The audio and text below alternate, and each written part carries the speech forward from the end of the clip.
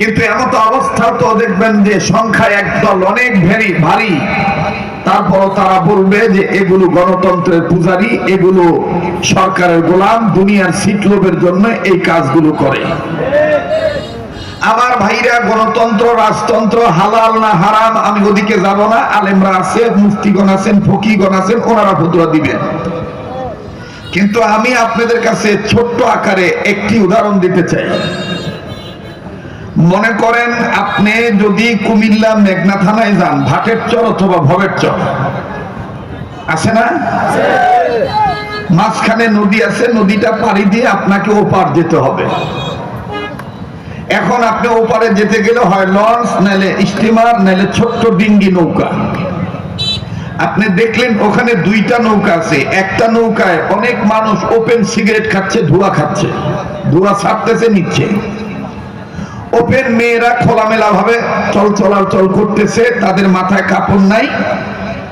ভিন্ন ধরনের মানুষগুলি কেমন ধরনের জানি তাদের উদ্ভট চলাফেরা। আর একটা নৌকায় দেখলেন লোকগুলো খুব ভদ্র, আল্লাহ আল্লাহ জিকির করতেছে, মাথায় পাগড়ি, গায়ে জুব্বা, মুখে দাড়ি, পকেটে মেসওয়াক, হাতে তসবিহ।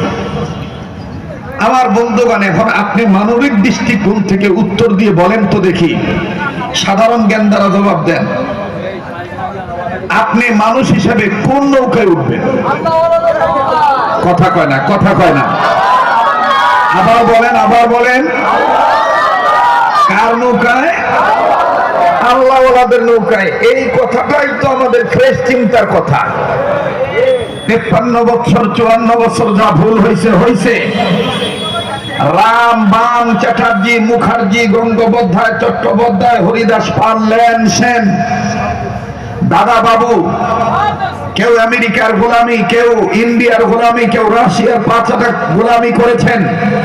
কিন্তু আমরা এখন আর আমাদের এই ভূখণ্ডে, মাতৃভূমিতে দেশপ্রেম, ইমান রক্ষার জন্য, দেশপ্রেমের জন্য, ইমান ইসলাম হেফাজতের জন্য আমরা আর চ্যাটার্জি, মুখার্জি, আমজুক্তি, গামজুক্তি, চাঁদাবাজ, রংবাজ, লুটতরাজ, ভাপ্পাবাজ, ধোকাবাজ এদেরকে আর ক্ষমতায় দিতে চাই না।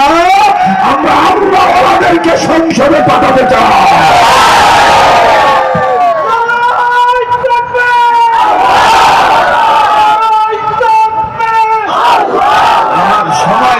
আমাকে একটু কথা বলতে দেন ভাই।